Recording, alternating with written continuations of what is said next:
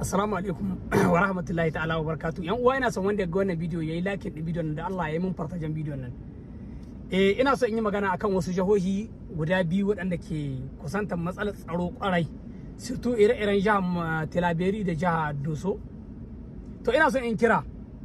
An ka ce kahin ka ga lahin wurin da ka faɗi. To ka riga ganin lahin inda ta lallabiya ta ɗauko ka. In ji Hausawa. Yan uwa, kahin mu ga lahin sojoji kullum muka hito bidiyo gudana muke yi na cewa an kire sojoji ba su zakkuwa, ana kiran sojoji su ka dauki in an ka attack ba su zakkuwa. Kahin mu ga lahin sojoji mu ga lahin kanun mu yan wannan jahohin. Soja rai guda gare shi kamar yanda kake da rai guda. Ya bara tashi rayuwa ta ya kare maka taka rayuwa. Dibe magana na gani soja ya dauki tashi rayuwa ya ba su saboda ya kare maka taka rayuwa. To menene za ku yi? Ku haɗa hankulan ku da kai da shi. Amma sai kai ka ce ka yi son kuɗi bisa ga taka rayuwar tashi. A zo a yi nage-nagen ku a ba ku ƴan kuɗi da basu kai basu kawo ba inda bai wuce ka canye cikin wata guda ba. Sai kuɗin nan su zama maka makasudin hidda rayuwarka ko ta ɗan uwanka ko ta sojan.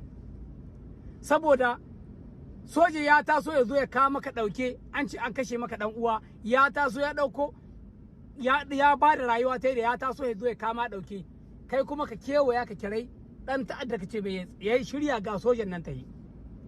Mine ne ka ce saboda Allah da Annabi? To wannan abun shi ne ke faruwa wa'annan jahohin. Ilfoke a ce mu zam mutane na tsatsu, ilfoke mu zam ƴan adam wa'anda sun kasan ciwon kanunsu, ilfoke mu zan cewa rayuwar sojanmu rayuwa irin tamu ce gare shi. Duk wani laihin ganin juna da muke muna ta ganin laihin sojoji, wallahi mu rigai ganin laihin kanun mu. Sannan babban matsalar mu ne ba sojojin ba, ba shugabanni ke lahi ba, mu ke da lahi. Mu da aka zakkuwa a ba kuɗi mu sai da rayukanmu mu ja mu ƴan uwanmu da ubannanmu da ma'ahinanmu da kannanmu da yannanmu kashi. Mu ne adade mu ga laihin kanun mu. Sannan ƴan uwa, wallahi tallahi wallahi sojan Nijar, wallahi wanda ya ga lahin sojan Nijar, na rantse da Allah ba kasa gaba gare shi ba. Sojan Nijar duk Afirka wallahi ni gaya maku ba wani soja wanda za kasawa a Nijar ɗaya ne soje, sai dai a kashe shi ba zai gudu daga daji ba. Muna gani a ƙasashe daban-daban inda ka taɓa jin sojan Nijar ya yi gudu ya shiga wata ƙasa, wane ne taɓa ji? Mun ga sojojin da suka yi gudu suka shiga Nijar, ba ɗaya ba ba biyu ba. Da haka ƴan uwa, wallahi mu taimaki kanunmu da kanunmu. Wani bakin ciki da wani abu, wani sondala mu rage shi.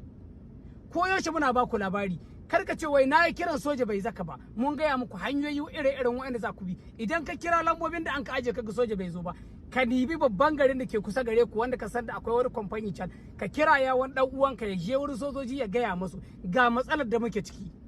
Kuma dan soja bai kazan ya zaka ba, haraka ce ta tsaro ka iya ganewa. Ba da an kira soja bane ya sheko. Na gaya muku duk lokacin da kaga dan ta'adda 10 sun shigo cikin garin ku, to akwai 50 kwance ga bakin daji. Dan haka kar ku doki cewa sojojin na rayuka uku ne gare su, ma ɗaya ne gare su.